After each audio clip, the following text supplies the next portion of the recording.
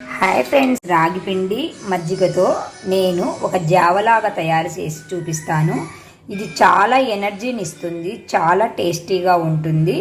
మన మోకాల నొప్పులు కానీ బ్యాక్ పెయిన్స్ కానీ ఉన్న వాళ్ళకి రాగులు ఎక్కువగా వాడమని అంటారు కదా, అందుకని మనం ఇలా రకరకాలుగా చేసుకొని రాగి పిండి కానీ రాగులను కానీ ఎలాగైనా మనము ఆహారంగా తీసుకుంటే మనకు చాలా ఉపయోగాలు ఉన్నాయి ఫ్రెండ్స్. అందుకని పల్చగా మజ్జిగ చిలుక్కోవాలి. ఫస్ట్ చిక్కగా ఉంది, నేను ఇంకా కొంచెం వాటర్ వేసుకుంటాను. చాలా పలసగా చేసుకొని మనకి ఎంత కావాలంటే అంత నేను ఒకరికి సరిపడా చేసుకుంటున్నాను. నేను వీలైనంత వరకు ఎక్కువ రాగి పిండిని వాడాలని నేను అనుకుంటున్నాను.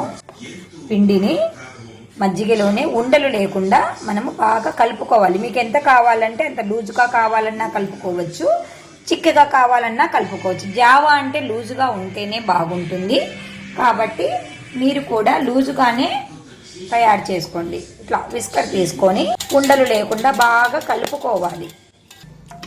ఇలాగా చాలా పలసగా అంటే పలసగా చేసుకోవాలి. నాకైతే చాలా ఇష్టం అండి.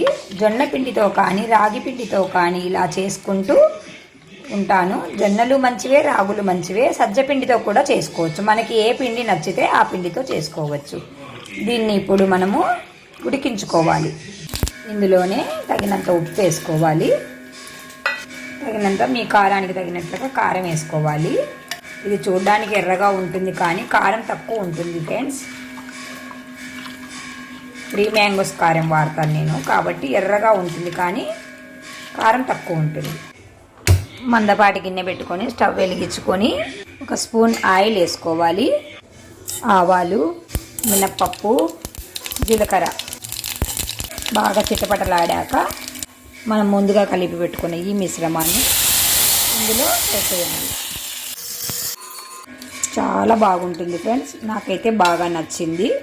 మనము ఉపవాసాలు ఉన్నప్పుడు, పూజలకు వెళ్తున్నప్పుడు మనం ఇలాంటిది తీసుకొని కూర్చున్నామంటే మనకి ఏ ఆకలి ఉండదు, ఏ టెన్షన్ ఉండదు ఫ్రెండ్స్. బాగా ఉడకనివ్వాలి.